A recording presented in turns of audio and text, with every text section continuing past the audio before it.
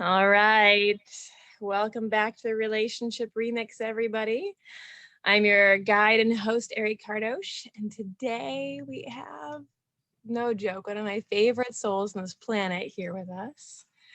This is the amazing Jen Underwood, aka the Emotional Dominatrix. And Jen, I'm just so thrilled to have you here. Thank you for joining us. I am so thrilled to be here. Thanks for having me. I'm always a yes to jumping in on any of your stuff. So, Likewise. yeah. So Jen and I have a long history together of lots of awesomeness in all the ways. It's just, you just blow my mind. And I'm so honored to be friend and peer and like learning from you all the time and sharing knowledge. Like this whole life is just magical and I appreciate you.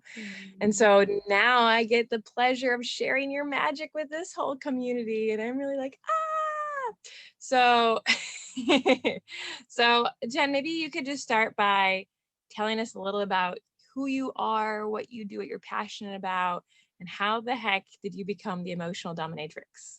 Yeah, totally. So, I am an emotional mastery coach and I work with people basically just to help them feel their feelings and find safety in doing so.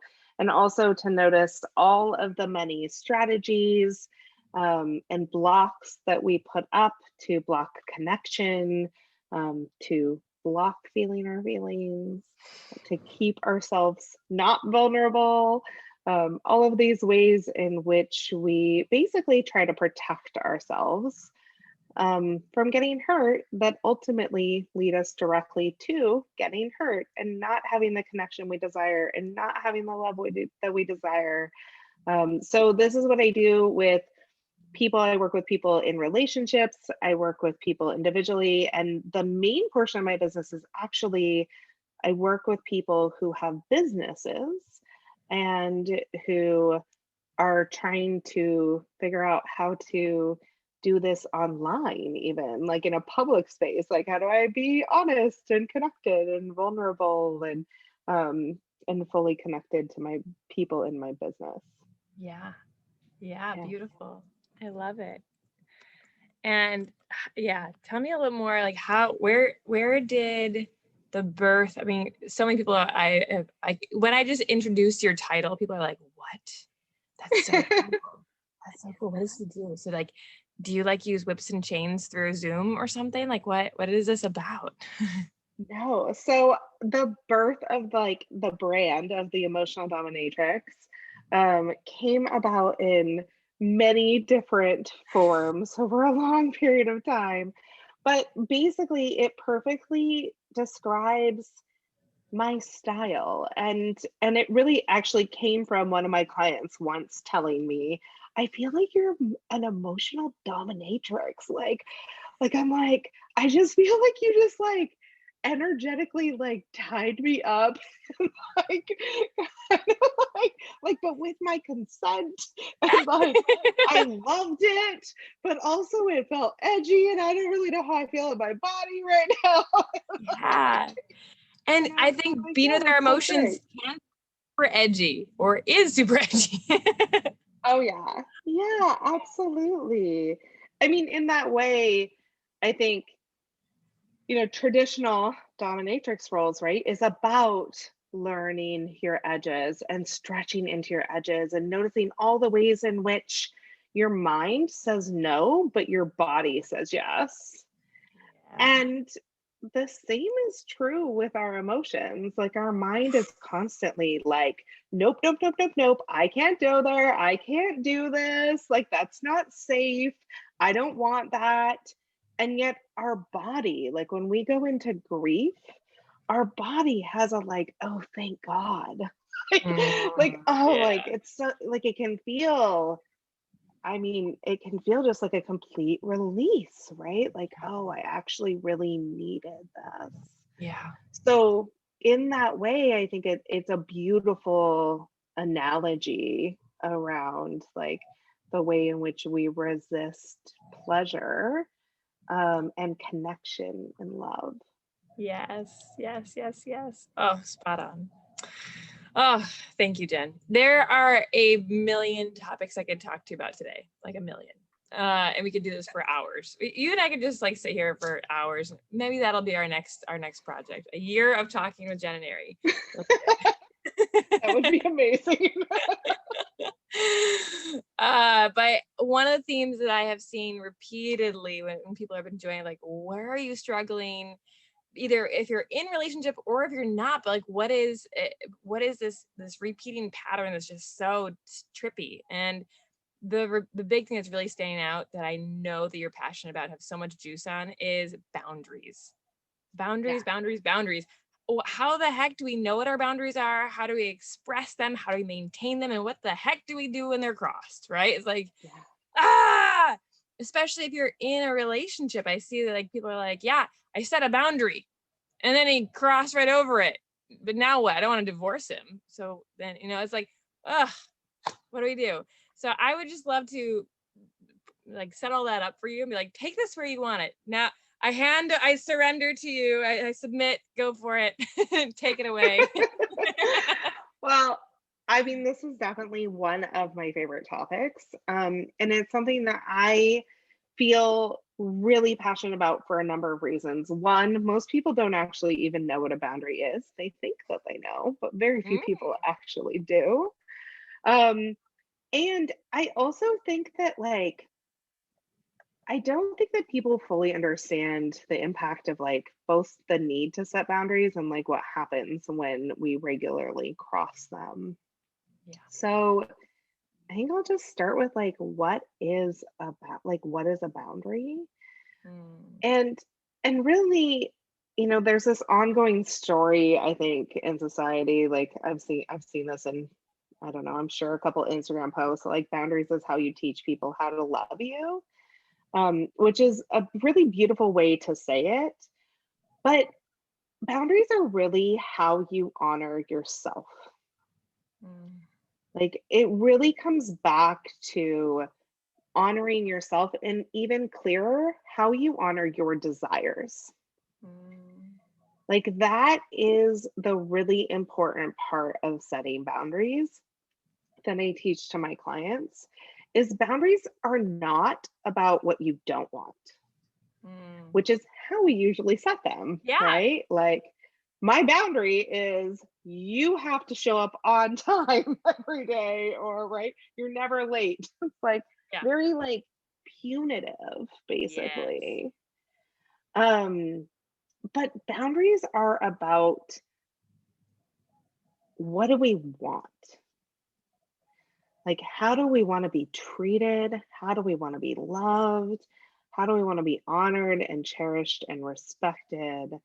Like, what feels really good? And what happens when we shift that? It's really important that we set them from that place, because when we shift that into like, how do I not want to be treated? What do I not want? Is it basically shifts the energy from like calling someone in to calling them out. Like it becomes the place where it's like, I'm inviting you to like this fun party versus like I'm yelling at you and telling you you need to do a better job and then wondering why you don't want to do it. It's such a different energy, right? So that's the first thing that I really want to set up with this idea of like boundaries is a true boundary is always based from your desire. And it's based from what you want, not from what you don't want. And it's always flexible.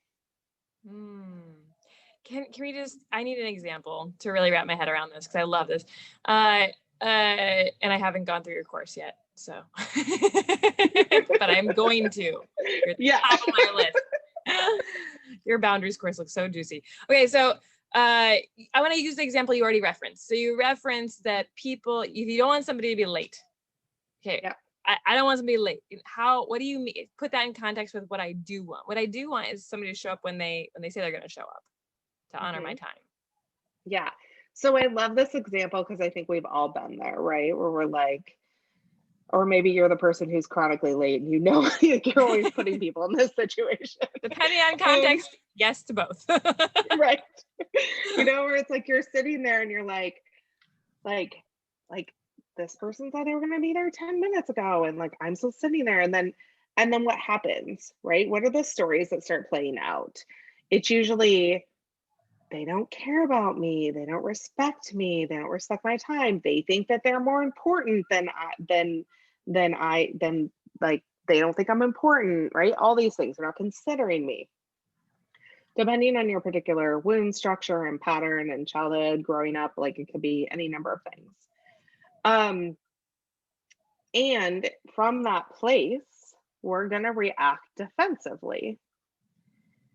And when we react defensively, we often say that we're drawing a boundary, but what we really draw are rules and lines and walls. We throw up walls, right? And none of those things invite people in, right? All of them immediately disconnect connection.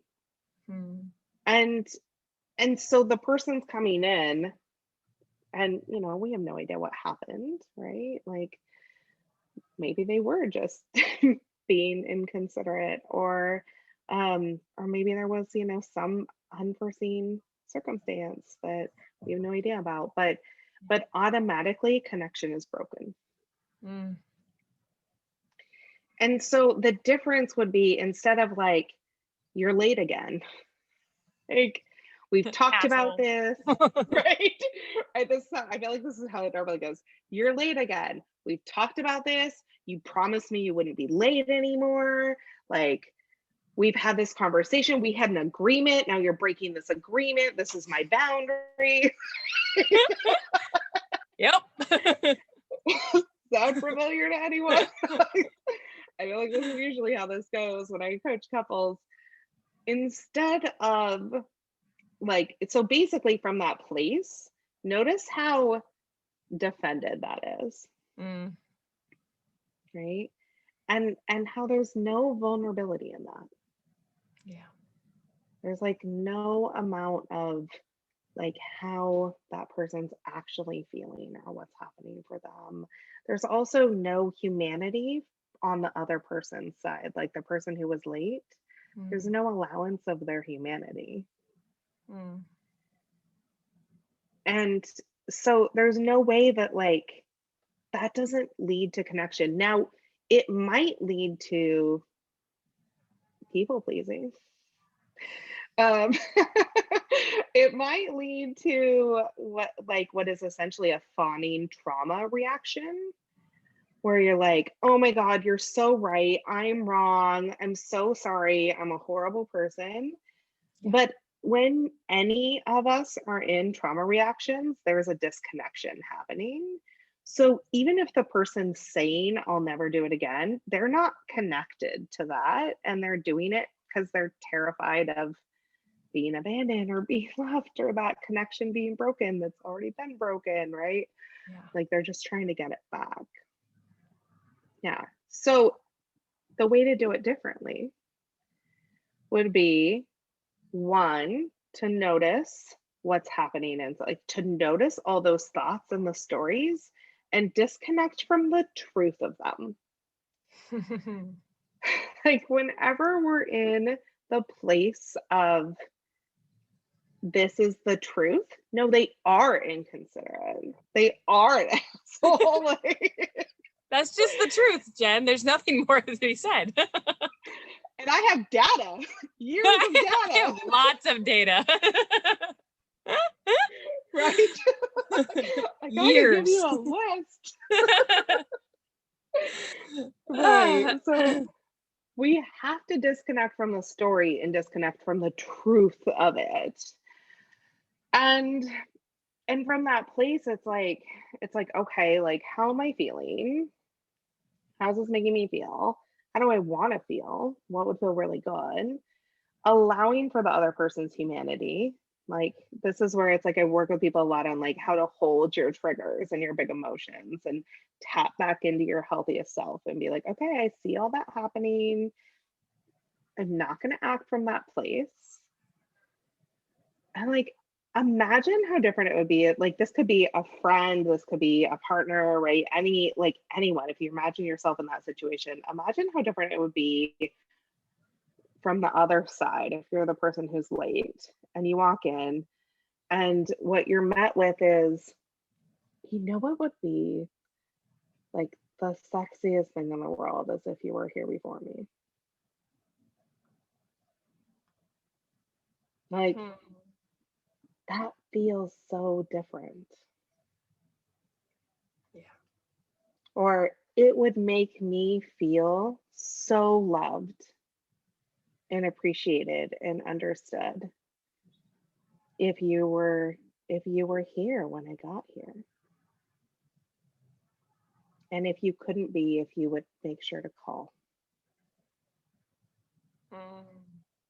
Right? It doesn't necessarily mean that the person will do it the next time, but if you keep that up as a pattern, you're calling someone in.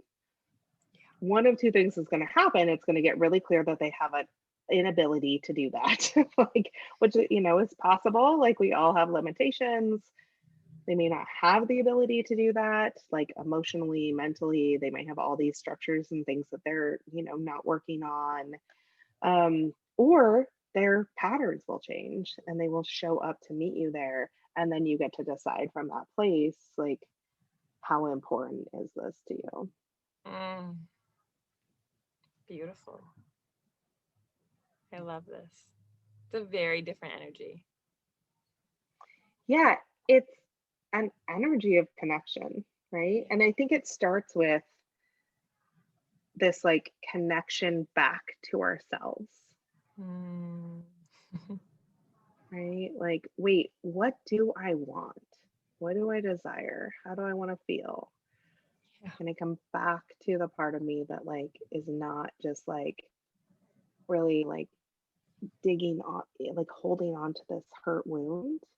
Yeah. And then throwing up walls. Yeah. I think that's so much of why Relationship Remix is happening right now. It's, there's so many people here who either they're in partnership and it's just been like, it makes a lot of sense. I can understand why people are like bearing down and putting, like, I'm so tired of this thing. I'm going to hold my boundaries. And I'm like, this is for me, right? It's like this like staunch, I'm a warrior. See, I'm standing up for myself, kind of like very protective. And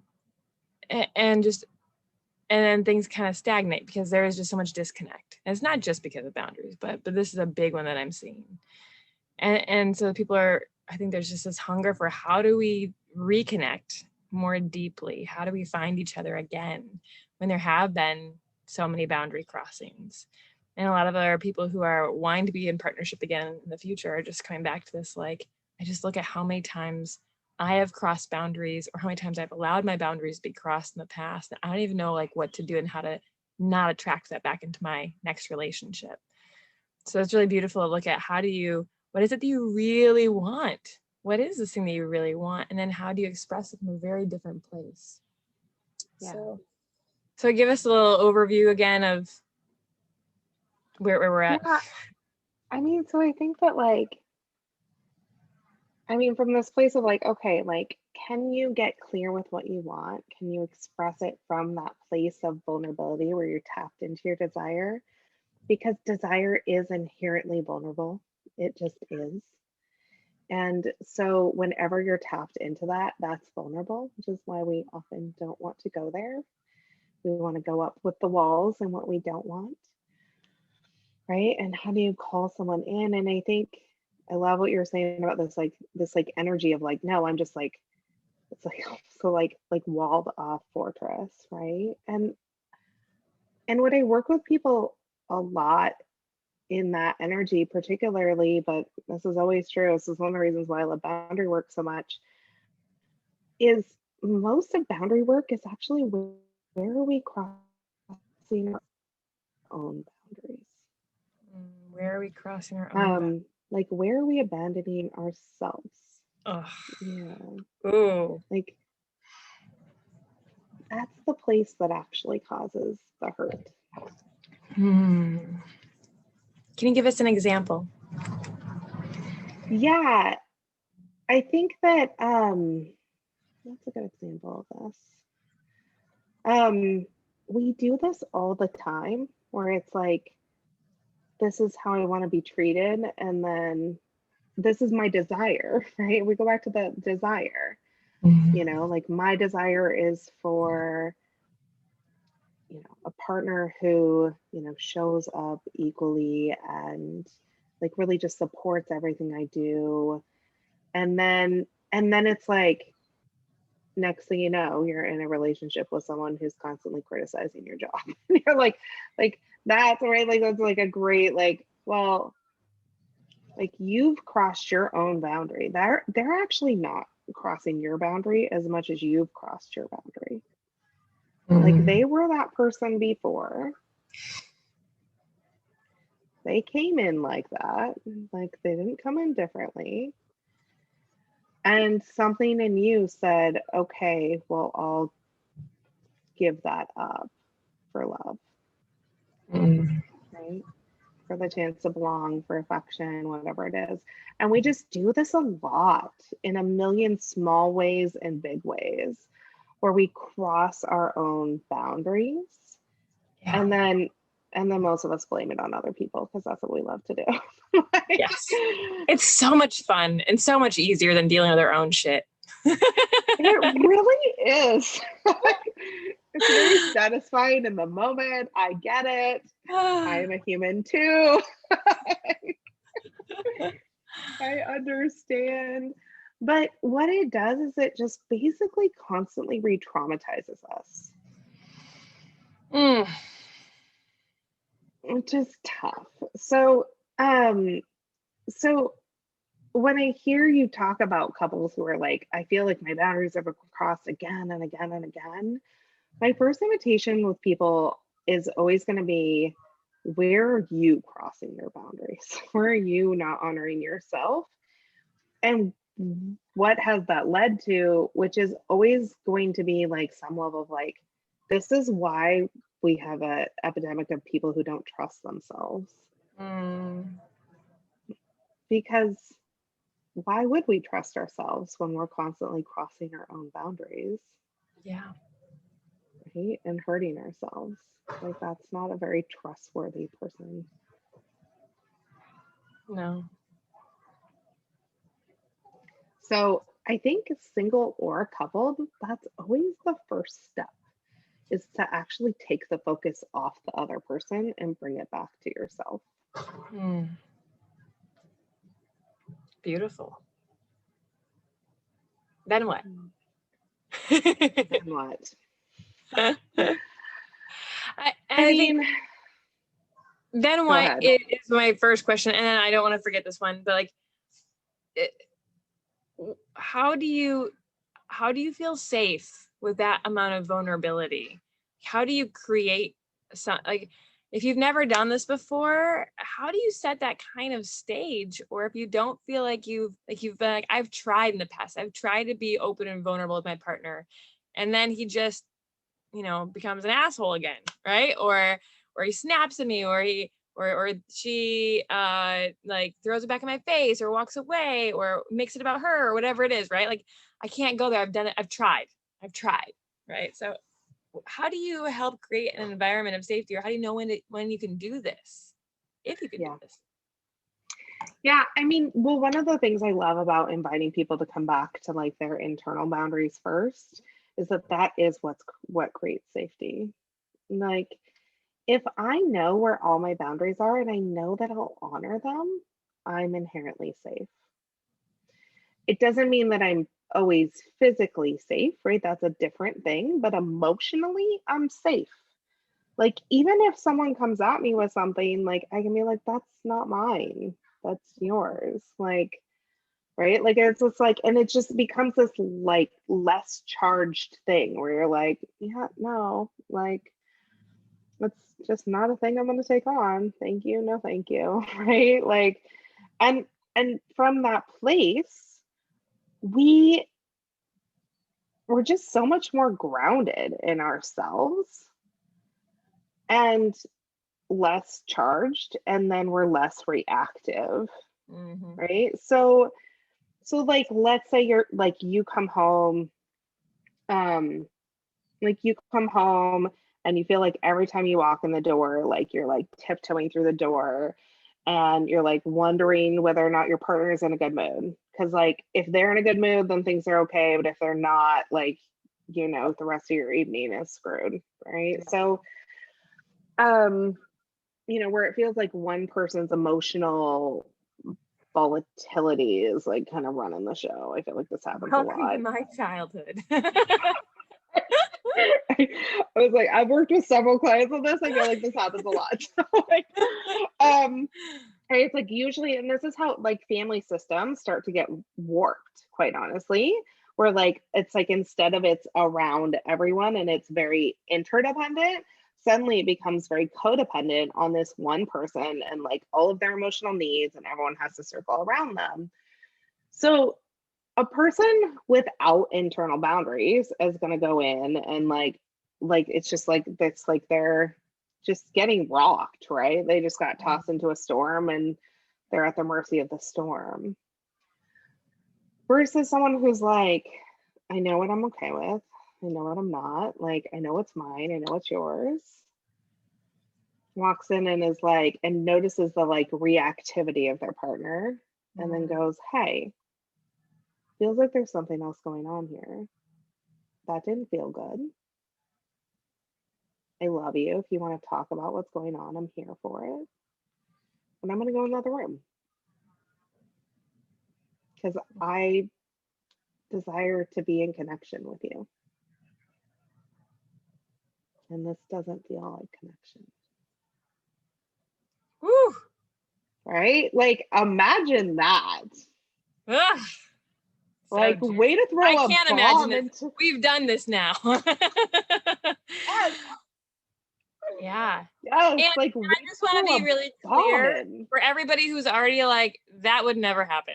Or if I did do that, then something terrible would happen, right? Then they would blow up, or then they'd, right? Like, yes, and. I think I've said this multiple times, and in yesterday's invitation, I said it. It's like, all of the things we're talking about require intention and practice. All of these things. And they're not going to be like as smooth and beautiful, that gorgeous bow Jen just put on, right? It's like, they're gonna be freaking messy the first couple times, most likely, and so they're like, we're humans and we've got big emotions inside of us, and most of us have never been treated in this way. Like, we deeply desire the connection and the love and to be seen, and like, here you are, you're seeing your partner, you're like, I see you in this place, I see there's stuff going on, not my stuff, but I still want to be connected to you. And then it's like, what the, I'm getting the thing I wanted. No, I will not let myself have the thing that I want. Screw you. Totally. You're supposed to fight me or bend to my will. Yeah, I mean, so this is like, because that's, and when we kind of pull back, right? Like, I think a lot of times we go into like these moralistic judgments of like, well, like that person's just an asshole, and like that person's weak, and like all these things, right? And that's just not what's actually happening. What's happening is there is a person in that situation I just described who has a strategy that says, in order to get attention and love, I need to make everything really dramatic and everything about me. And there's a person in that relationship who has a strategy that says, in order to get love and belonging, I need to go along with everything that anyone else does and caretake them and try to fix them. And so the strategies are just plain, they're just like hooking each other. They're just like these perfect hooks that just like go right together. And this is what we do in relationship. We find them possibly perfectly go together. Look at that. That's so beautiful. Yep. Yep. And then But we it's like, wonder, it's how did we just get in this place? strategies. Right. Right. It's just strategies. That's all it is, right? So when you do something like that, it actually will, like, it's basically like you're throwing a bomb in the middle of the room. Like, it breaks up the strategy pattern, but like it doesn't mean that like it's gonna go well the first time. It very well might not, in fact. In the same way that like a child who's starting to have a temper tantrum, when you like put like a boundary in place, they just like amp up the temper tantrum. Yeah. Humans do the same thing. Like we, like as grown adults, we do the same thing. We have this inner child inside of us that's like, oh, like really? Like let me raise it then. Like let me go up Yeah. to a next level. And and so it is about learning how to like hold that without demonizing it either, right? With like compassion and truth. Like this is one of my core foundations is that everything exists on a scale of compassion and truth. And Mm, full compassion without any truth is enabling and codependency. mm, It's like, oh, I bet you just had a really hard day. Like, no, like that was fucked up. Like, it doesn't matter if you had a hard day. Like, that's not okay. Like, yeah. and full truth is abuse. Truth without Full truth compassion without is compassion. abuse. Yeah. Yeah. Yeah. Truth without compassion is abuse. So the two go together really well. And oftentimes they'll find in partnerships that like people, because everyone naturally leans toward one or the other. And so oftentimes in partnership, one will lean more toward truth and one will lean more toward compassion. And then they're just Mm, like beating each other up. yeah. The goal is always to come to the table in the middle where Mm, you're like, I understand that you had a bad day and I have all the compassion in the world for that. And you cannot talk to me that way. Like I I just won't I like won't accept it. It's not okay. Right. And from that place you just get more grounded in the balance of the two. And it is a process. I talk about everything as like it is muscles that we build. These are not light switches on the walls that we flip. I wish they were, but Don't we they all? are they are not. There's no secret one thing. You know, these are practices that we put into place and muscles that we build until they get stronger, and then things suddenly get easier. In the same way that if you haven't run a mile, that might feel really hard, but if you went out every single day moving your body, eventually that would feel really easy. And everything having to do with emotions is the exact same way. Yeah. So juicy. I really love that thing. Can you say that one more time? Truth without compassion is abuse, and Yeah. compassion without truth is enabling. Is that true? Is Yes. that what Yep. that was really Yep. powerful. And, Mhm. and I like both personally and professionally, I'm like, oh, yep, I see that pattern all the time. I'm definitely the enabler. Mhm. Yep. Definitely married the, no, I don't say abuse, the abuser. He's not You an married abuser. the guy who really loves truth. He really loves truth. I mean, he's got a tattoo of it on his arm, right? And so it's really, and love on the other arm. And it's really beautiful to see this. But you know, if I would probably be love and compassion, right? And so it's really cool to see how we so perfectly matched up in our own marriage. How do we really push each other's buttons and move into this place? And then also this is just like the one of the biggest themes I see in relationships. So it's really cool to see like how do you be in the how do you be in it, how do you be in the mess, and how do you put that explosive new tool in the middle to stop the old patterns. Like, this is not working anyways, why are we continuing to repeat this behavior over and over and over again? Let's try something totally new. I love it. I Yeah, love it. I mean it's just like the pattern interrupt. And we both are so ingrained in the pattern, right? That like it's hard to pattern interrupt. And So one tool that I can give everyone, especially if you are in partnership and if you're in partnership where you're having these conversations, is to make agreements around pattern interrupts. So let's say like you are that couple that we talked about earlier, where like one's just like like been at home with the kids and is like frustrated and angry, right? May not even have an awareness of what their emotions are like how their emotions are impacting their partner as they walk in the door, right? But once we bring these patterns out to the light and talk about them, we can create agreements around the pattern interrupt, where it's like sometimes I'll work with people and it's like this is like a safe word, like you can be like, okay, like we're gonna agree on a safe word, where it's like if that starts to happen and whoever notices it first will be like, okay, like watermelon, pause, like it's like, and that's the agreement to like stop. And then the next part of that is to get back into connection, right? Whatever that means. And so, like having a thing that you do that takes no longer than 15 to 30 seconds to be like maybe you hold hands and look in each other's eyes, or like take a breath together, like maybe you hug, but like it has to be something that feels good for both people. Like maybe it's like feels good for one, for you do something that feels good for one person, then you do something that feels good for the other, but you're like breaking the pattern rather than like continuing to dig the hole. Like, it's like stop, just like stop, Yes. just stop digging. Like, it's like you have to stop. So that's such a beautiful tool as well, especially if you have a partner who will play with you in this way. And let's be real, even if your partner is resistant to these ideas or these changes, like nobody wants to live in disconnection. Like that's one of my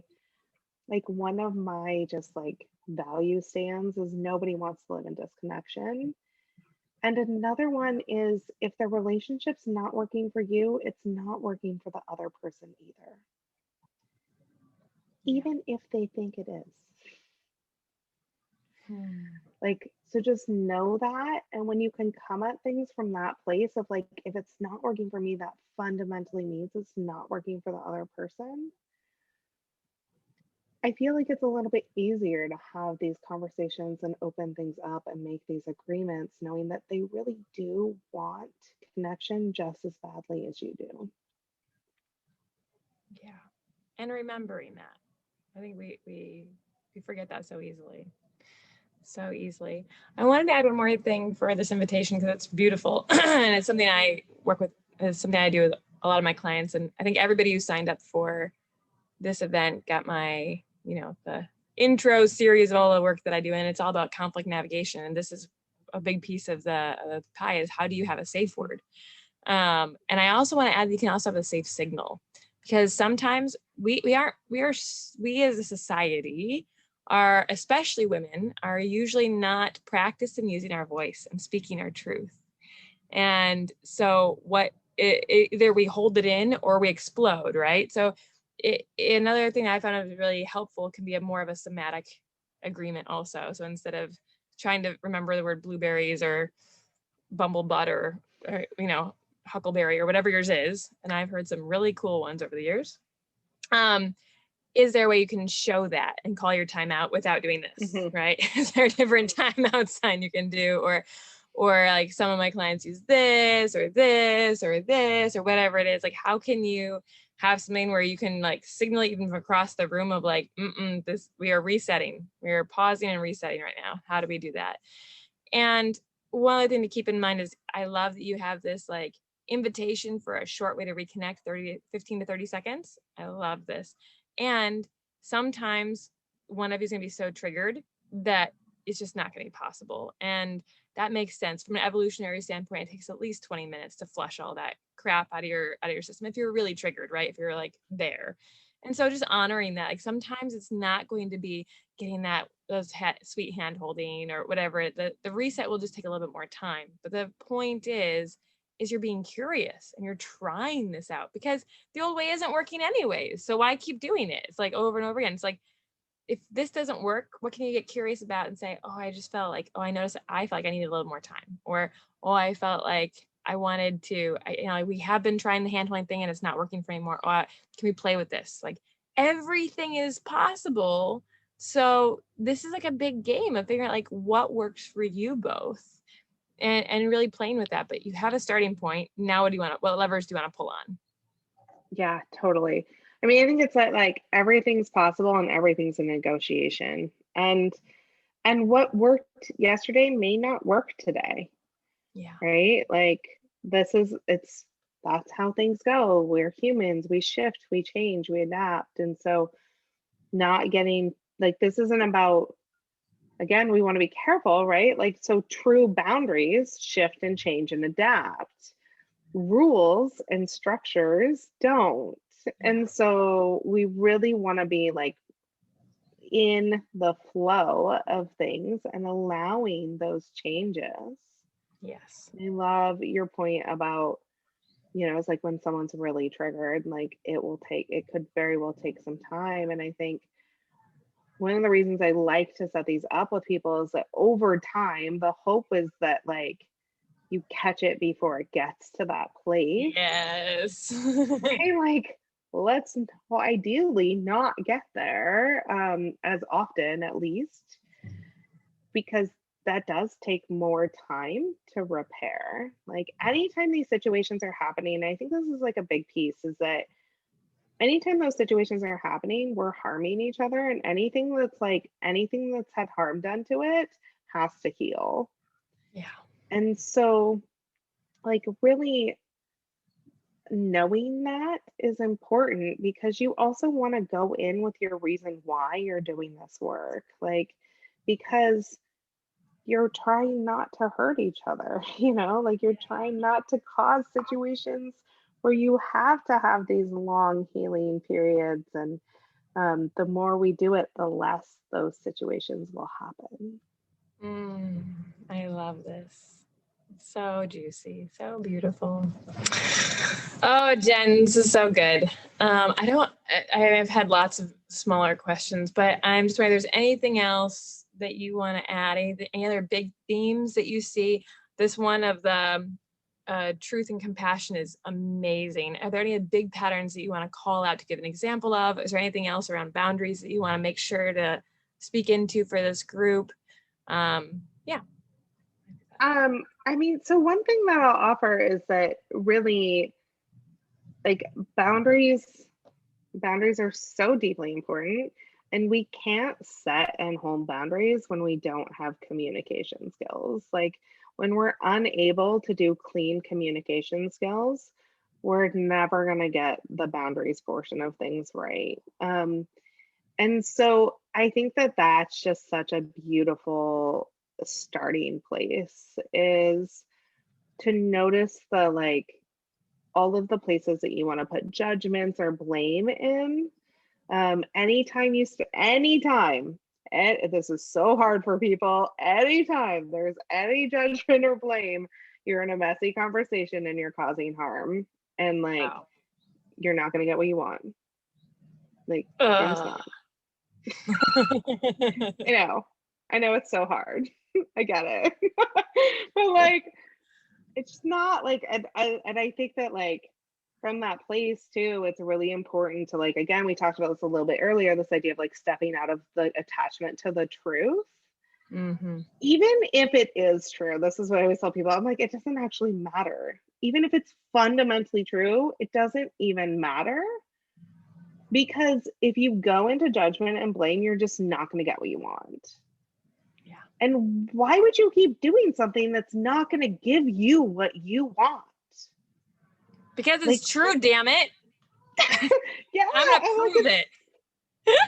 It's so crazy. Like, it's so insane. But people are just like, no, like, but it's not, it's just like, come back to, I want to get what I want. This is my desire. Like, I want, like, this is what I want. When you come back to that place, it's like, okay, this isn't working. So let's try something different. And judgment and blame is never going to work in a conversation, ever.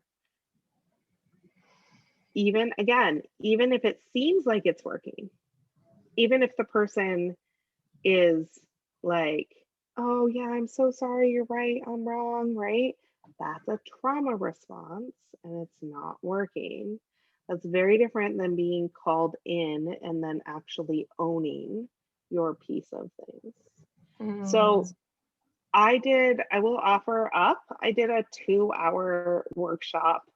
I don't have anything open right now, but I did a 2-hour workshop last night on cleaning up conversations that I can offer to your community for free, that they I would love can that. review. And it's got a feelings and needs list PDF in it, and it's got audio and a video version. I think it's a beautiful way to like start to dive into learning how to clean up your conversation and set healthy boundaries. Jen, you're so sexy. I love this. This is great.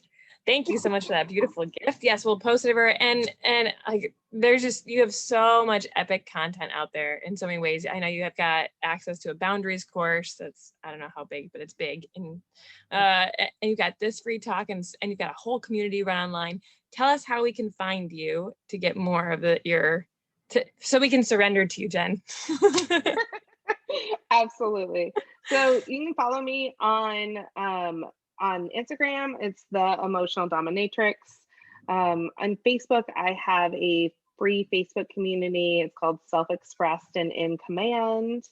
And we'll get the links for all of that. And I do have a boundaries course that runs live every fall, but in the meantime, I think it will probably come up again in September, October, but there is an opportunity to do it as a self-study course. So it's 10 modules and they come with journaling prompts, and like really like you can kind of like work through it on your own without the community calls. Cool. Thank you Yeah. so much. Always insightful, always empowering, always, I'm like, you're just pure magic, my dear. Thank you so much for joining us on Relationship Remix. And I am looking forward to all the magic that happens next. Thank you, thank you, thank you. You are welcome. It was great to be here. Thanks for having me. Mwah. Bye.